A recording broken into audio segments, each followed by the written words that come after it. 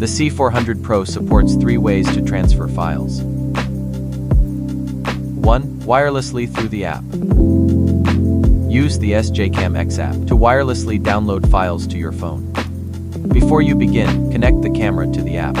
For detailed instructions, refer to the app connection tutorial video. Once connected, open the shooting screen and tap the album icon in the lower right corner to enter the playback screen. You can then view the videos and photos stored on the camera.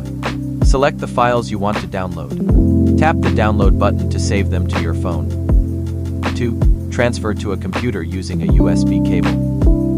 Connect the camera to your computer using a USB cable.